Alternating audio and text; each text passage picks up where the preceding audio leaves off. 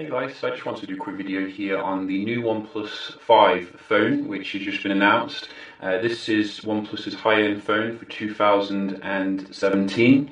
Unfortunately, they didn't send me one, so I have had to buy one, and I am waiting for it to be delivered. So I wanted to discuss here, what I think about the device, because some people do know I actually do use the OnePlus 3T as like my main kind of personal phone.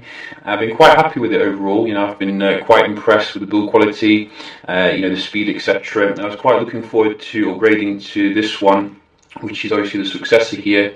And I got to say, I think OnePlus has settled a little bit here when it comes to the OnePlus 5. Overall it's got some nice upgrades in terms of like the dual camera, the better processor, 8 gigs of RAM, which is more than a lot of laptops. But I still think that they could have put, like, for example, the money they spent on the 8 gig of RAM to improving some of the things that were missing from the OnePlus 3T.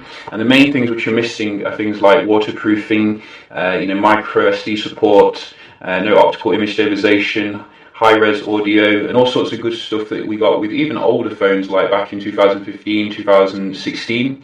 So it's a little bit disappointing that they didn't manage to, add these things to the phone. Now, don't get me wrong, I think the dual camera system looks pretty nice.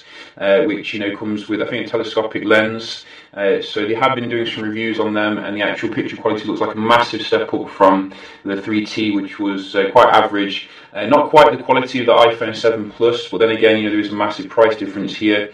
So that it's pretty good that they've improved the camera. But another thing which I don't really like about the device is the way it looks like an iPhone here, because a lot of people are just going to be like, you might as well just buy a proper iPhone instead of just having like a phone which looks like an iPhone kind of thing. One of the great things about Android is like how they make unique designs for the phone, so you're definitely not looking like using an iPhone or an iPhone clone phone. Also, they've obviously increased the price here, so you're getting close to the iPhone territory in terms of the price. So it's a little bit disappointing that they didn't manage to keep the price about €300, because that's how much the OnePlus 3 did launch for back in the day. So, but then again, compared to what else is on the market, the S8 obviously coming in about €670 is quite a good value for money if you are looking for just a powerful phone. But I definitely think there's some compromises this year when it comes to OnePlus. I don't think it can't even call itself the flagship killer anymore. I don't think, because it's more like a mid-range kind of flagship killer. Except for the processor, which is absolutely fantastic. The best on the market. I think they've also been cheating when it comes to the benchmark as well. I have actually read a story about that with the benchmarks coming in as being doctored. So let me just bring this up here, because I think OnePlus has been found to do this before, which they did get quite a bit of flack for.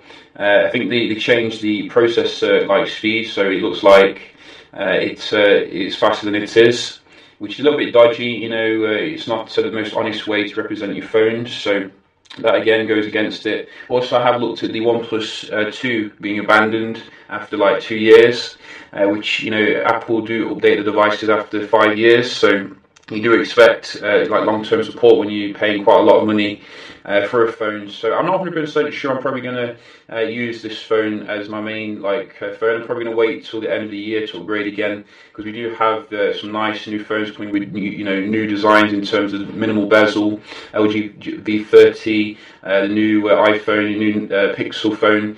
So I'm probably going to wait for them to actually upgrade to, but I will obviously get this one in to see how it does perform for those who are interested. But yeah, that's what I think in regards to the OnePlus 5. It looks like a nice phone, but I think it could have definitely been better, more original in terms of design, and definitely some things to improve on, I think, for the OnePlus 6. It seems that OnePlus gets it right one time, then they get it wrong, then they get it right, then they get it wrong, then they get it right. So maybe the next time they will get it right and bring everything together in a nice, cheap, affordable package. Yeah, just a quick little video here. Very happy, as I said, with the 3T still, and yeah, I will see you in the next one. Cheers.